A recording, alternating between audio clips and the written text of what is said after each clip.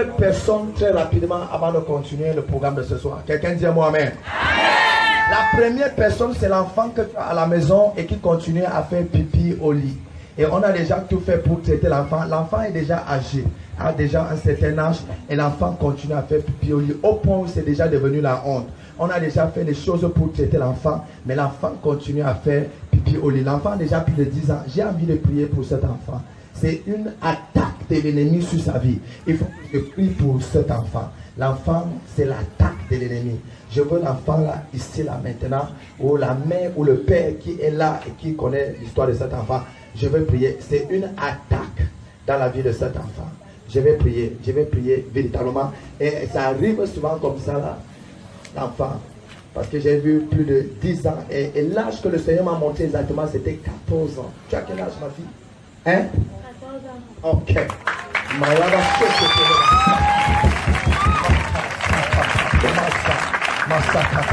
La deuxième personne que j'ai envie de prier rapidement. Où est ta grand-mère? La grand-mère. Je vais prier aussi. Elle n'est pas encore là. Elle sera là. Je dois prier pour elle. Ta grand-mère. Bon, la deuxième personne que j'ai envie de prier, c'est quelqu'un qui a reçu un coup de fil aujourd'hui. Ton téléphone a sonné. C'est quelqu'un qui t'avait oublié depuis. C'est-à-dire la personne, ça fait depuis. La personne ne t'appelait pas. Mais aujourd'hui, la personne t'a encore appelé. Et tu étais tellement surpris de ce coup de fil. J'ai aussi envie de prier pour toi. Il y a quelque chose que j'ai envie de provoquer dans le règne spirituel à ta faveur. C'est un coup de fil que tu as reçu aujourd'hui. C'est une personne qui t'appelait souvent. Mais depuis, la personne ne t'appelait pas. Et quand la personne t'appelait, la personne te faisait le bien. Mais depuis, la personne ne t'appelait pas. Et aujourd'hui, attends, quand tu parles comme ça, Dieu est en train de me donner l'heure. Oh, Shila Kataligaria. Je vois 16 heures. 16 heures. Hein? C'était à quelle heure? Je donne les minutes. À Makatalabaché, 16h03. Où est ton téléphone? Hein? C'était à quelle heure? Makata Sekete. Si tu dis un mot, amen, je prophétise pour toi. Si tu dis un mot, amen, je prophétise pour toi. Prophétise pour moi. Tout le monde a parlé. On se connaît. Tu me connais. Tu m'as vu quelque part. En dehors de la télé, bien sûr, hein, parce qu'on me voit comme à la télé. Est-ce que tu sais le même problème, qui connaît bien cet enfant? Le même problème de cet enfant qui fait en sorte que l'enfant urine, le même problème attaque les études de cet enfant. Et je vois un retard dans les études de cet enfant. Un retard dans les études de cet enfant. Les enfants ont fini d'avancer, mais elle est restée en arrière. Ça fait un retard de comportement, un retard dans la vie de cet enfant. Et ça fait en sorte que l'enfant soit comme troublé. Comme troublé. Je ne sais pas. Mais c'est l'attaque. Le problème, l'enfant n'a pas commencé comme ça. Et je vais vous surprendre. Étant un certain âge, cet enfant n'avait plus le problème de uriner au lit. L'enfant grandissait normalement. Mais l'enfant est parti au village. Et quand l'enfant est rentré au village, le comportement de l'enfant a changé. Hein? Tu connais ça? Viens donner le témoignage ici. Mayaba Sakat. Elle est qui pour toi? Ah, c'est ta nièce. Vous habitez ensemble? Elle habite avec ta mère. Donc tu connais bien l'histoire de la famille. C'est une main que l'ennemi a déposée dans sa vie. C'est cette main-là qui a attaqué la vie de cet enfant. Comment ça s'est passé? Attends, je t'explique. Quand l'enfant rentre du village, la première chose, c'est que l'enfant tombe malade. Et une maladie bizarre. Et on commence à chercher le traitement. On arrive à patrouiller le traitement. Mais l'enfant finit par être guéri. Et quand l'enfant finit par être guéri, ça laisse ses symptômes. Ok. Merci Seigneur pour ce que tu as fait ici à Ebolova. Est-ce qu'on peut acclamer pour Jésus?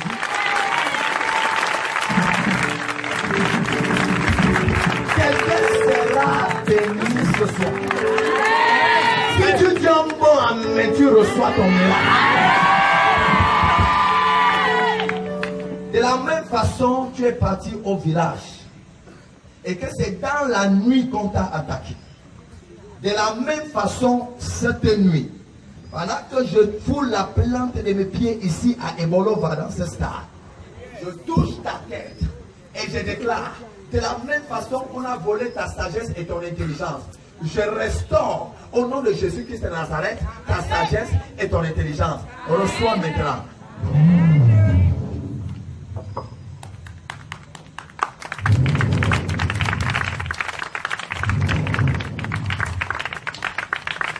Merci Seigneur. Tout va bien. Acclame pour Jésus.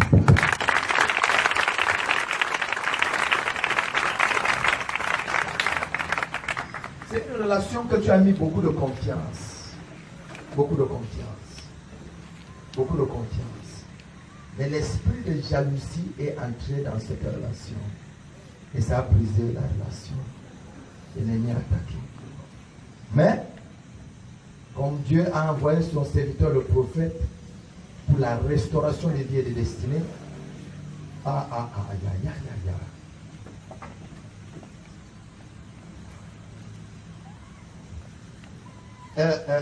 pasteur, tu vas voir quelque chose.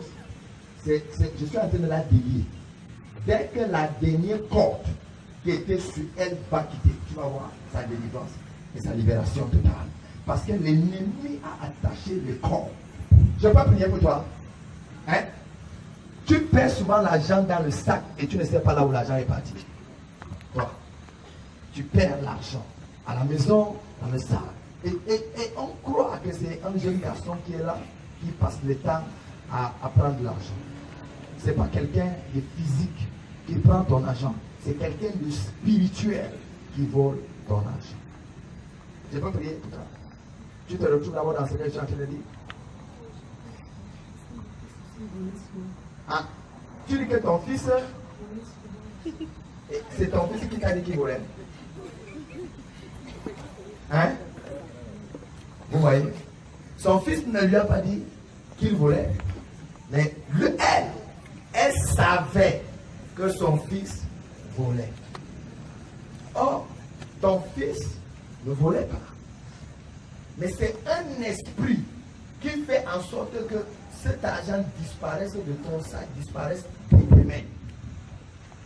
Et beaucoup de fois, tu pars pour acheter les choses au marché. Pendant que tu es en train de partir, quand tu arrives au marché, tu te rends compte que là où tu as mis même l'argent, il y a. Mais aujourd'hui, Dieu te restaure totalement. Fais comme ça.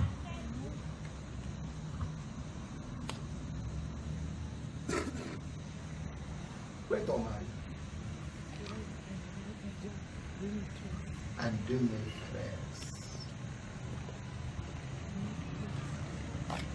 Pourquoi? Parce que quand j'ai touché ta main comme ça, j'ai vu un accident dangereux de circulation. Et j'ai vu ton mari. Et vous avez dit que où est ton mari? Hein? Il était mort de? Tout le monde se connaît. Tout le monde a parlé.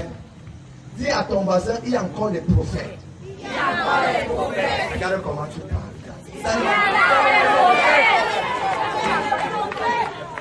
Son mari était mort de suite d'accident de circulation le 1er avril 2013. Parce que quand j'ai touché cette femme, la chose que j'ai vue, j'ai dit, où est ton mari? Et j'ai vu accident de circulation. Moi, en tant qu'homme, en tant que pasteur, en tant que prophète, je voulais prier pour qu'il n'y ait pas accident de circulation. Où est ton mari? Le mari est mort. Accident de circulation. Et cet esprit continue à poursuivre ta maison pour chercher encore à manger dans ta maison. Et je vois 2 personnes chez toi qui ont encore raté aussi les accidents de circulation. Hein? Le mois passé, ton fils est né. Le camion a failli l'écraser. Malakataya. Heureusement que tu es venu à ce programme. On avait l'air bizarre. Je parle bien.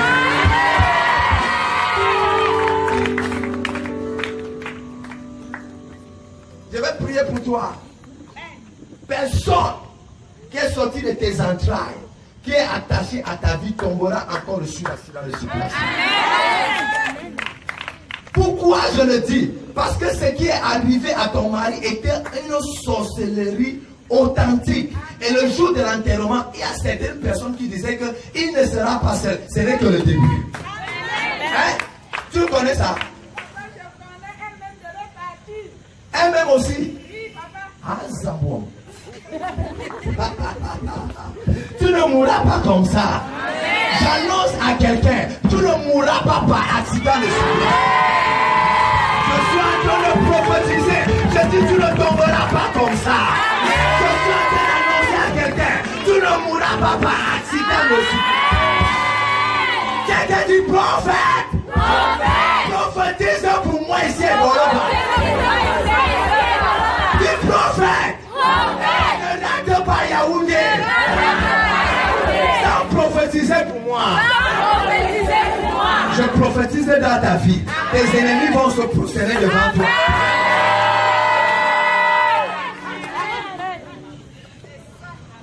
Je vais prier pour toi.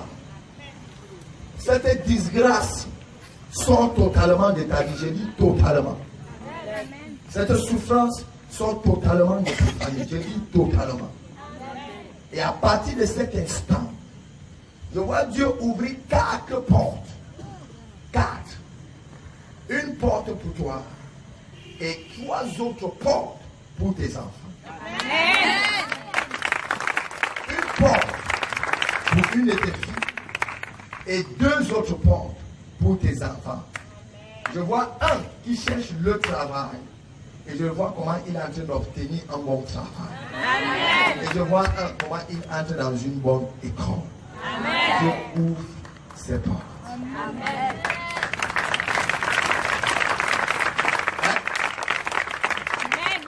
Dis ça bien, je reçois. Dis bien, je reçois. Dis bien, je reçois. Dis, je reçois. Je reçois. Reçois ta libération. Merci Seigneur. Ton histoire ne sera plus jamais la même. Amen. Ton histoire ne sera plus jamais la même. De la même façon, tu as été humilié dans cette vie et que tu as même reçu les fausses accusations concernant la mort de ton mari, alors que c'est l'ennemi qui avait fait cela. Hein? Hein? Je déclare aujourd'hui, là où tu as été humilié, c'est dans le même endroit que tu seras élevé et honoré.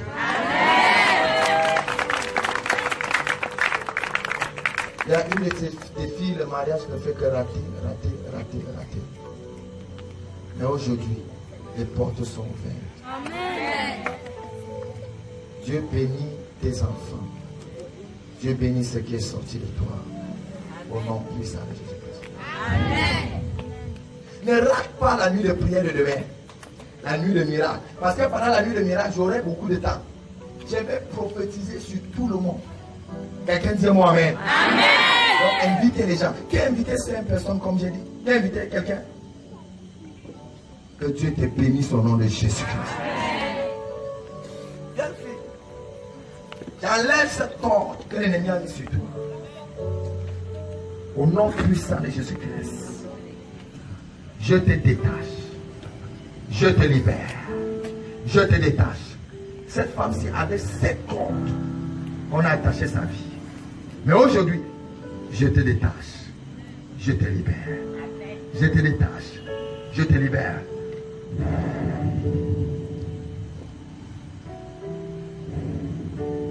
J'ai envie de prier pour quelqu'un qui a été menacé aujourd'hui par son bailleur de l'expulser. Je ne sais pas là où la personne se trouve. Il y a souvent des prophéties comme ça, bizarres. En fait, Dieu utilise souvent des choses pareilles.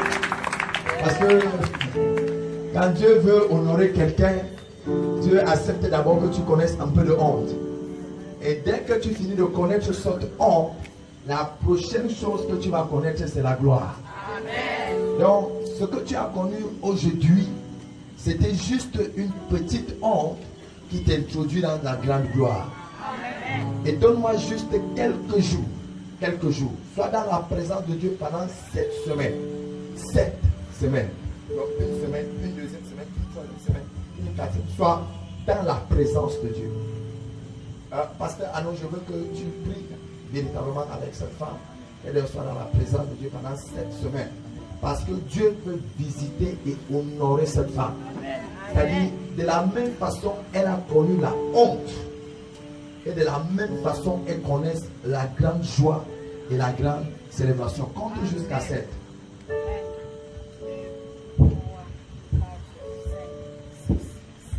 Encore 7 semaines.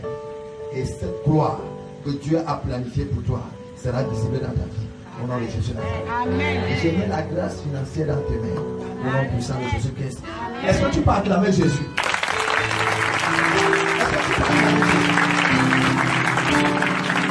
Est-ce que tu peux acclamer Jésus? Alléluia. Quelqu'un dit moi amen. J'ai envie de danser quelque chose encore. Pendant une seconde. Et après, on va passer au message à la suite de ce soir. Quelqu'un dit à moi. Amen. Jésus-Christ est tout puissant. Jésus-Christ est tout puissant. Il est le tout puissant. Jésus-Christ est tout puissant. Il est le tout puissant.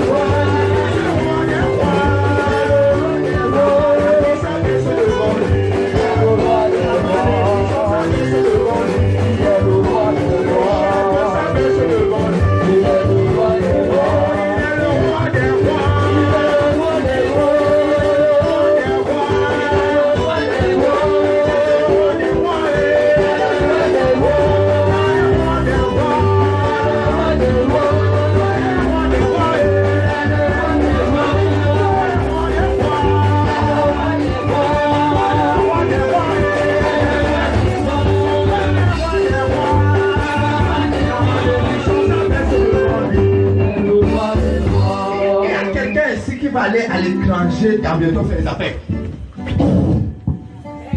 C'est pas. C'est quelque part. La main de Dieu va descendre sur la personne. Ici, là. Ici. Dieu va t'envoyer à l'étranger faire les affaires. Je ne sais pas qui. C'est un homme.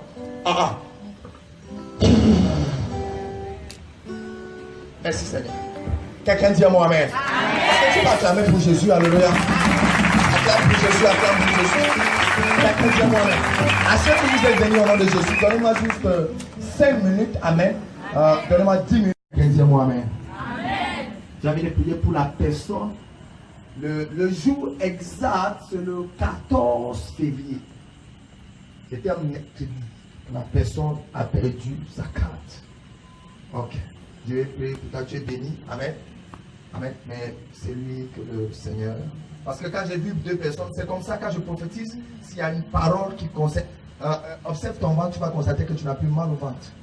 Observe ton ventre, tu vas constater que tu n'as plus mal au ventre. Hein? Ça fait mal encore. Hein? Dieu t'a guéri. C'est béni. Amen. Dieu t'accordera grâce. Le problème, ce n'est pas la carte d'identité.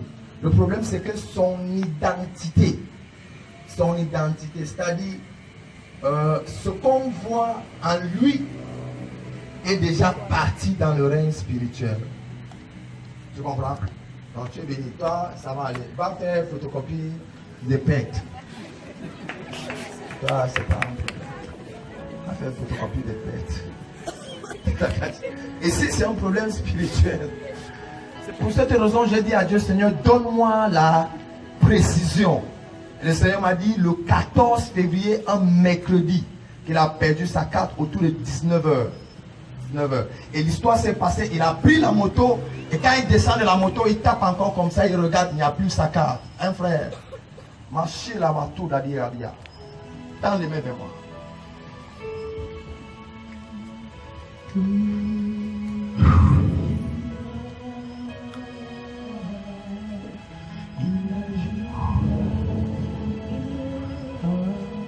Au nom de Jésus-Christ de Nazareth, je rachète ton identification dans le règne spirituel.